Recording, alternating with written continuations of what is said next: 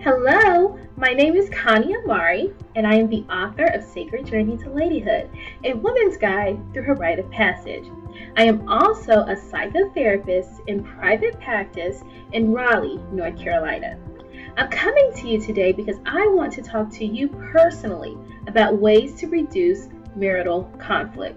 So sit back as I go over some important steps that will get you on the way to living in the marriage that you deserve.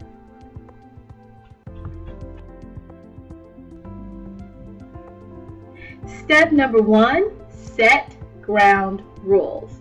That means no yelling, no cursing, hitting, throwing, name calling, or any other disrespectful thing that you can do from one partner to your next that will cause long-term harm to the relationship.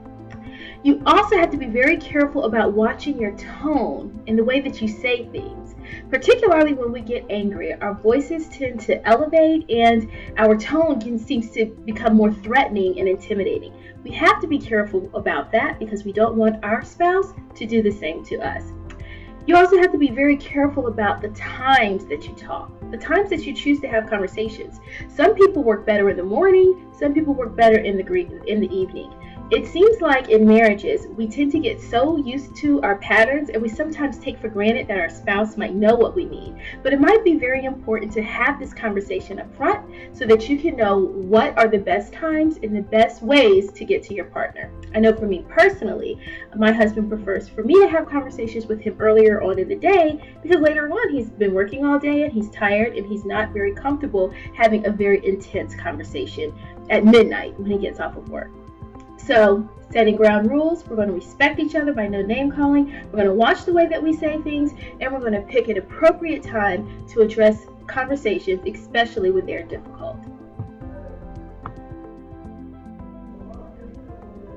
Step number 2, leave your past in your past.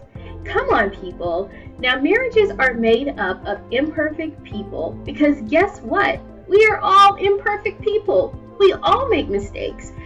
Sometimes it is easier for us to judge the mistakes that other people make while forgetting that we make mistakes ourselves.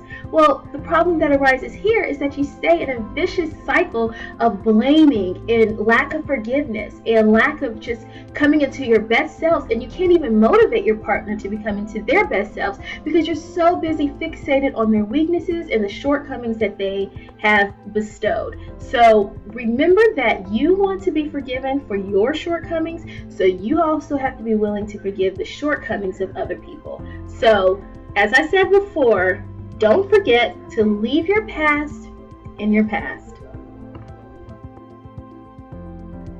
Now, I can't iterate this one enough.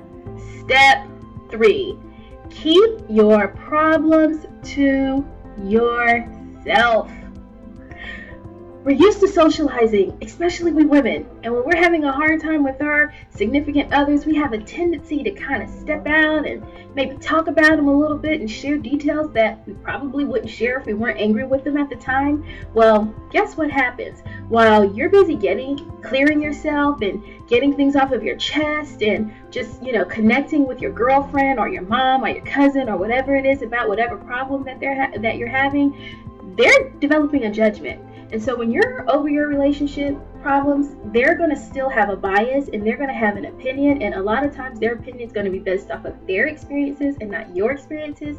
And it's just going to be a big problem. So while I wouldn't encourage to keep every single detail to yourself forever because that can be emotionally draining also, I do bring major caution to you if you choose to share information, especially personal, private information about your partner and your partner's difficulties or your marital difficulties, because it will subsequently backfire.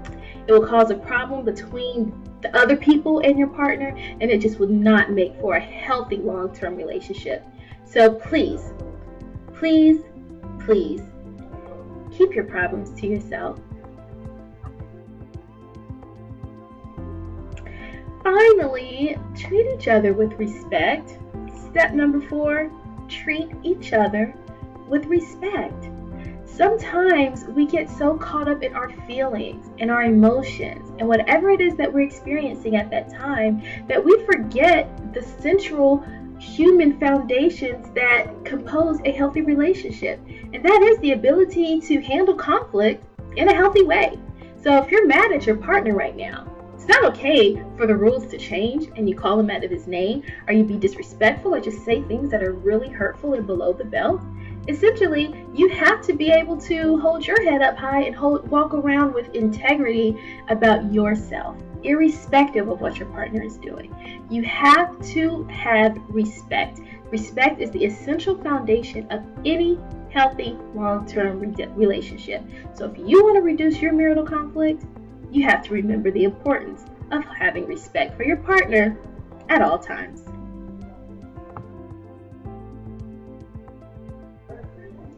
Last, but certainly not least, ways to reduce marital conflict will be to step number 5, focus on the good things.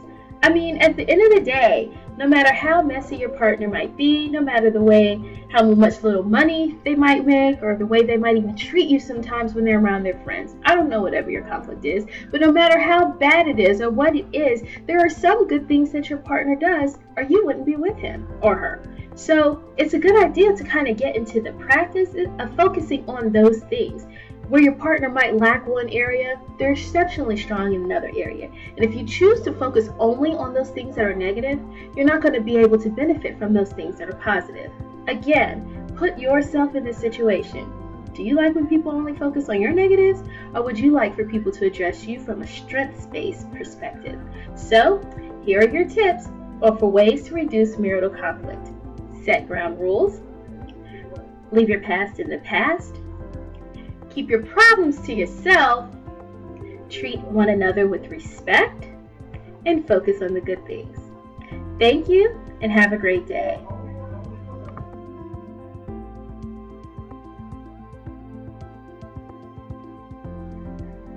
That concludes our talk on ways to reduce marital conflict. Again, my name is Connie Amari, and I am the author of Sacred Journey to Ladyhood, a woman's guide through her rite of passage. If you are interested in receiving psychotherapy services or in learning more about ways to empower women, please contact me at connieomari.com, and you can also feel free to contact my blog at blog.connieomari.com. Thank you very much, and you have a blessed day.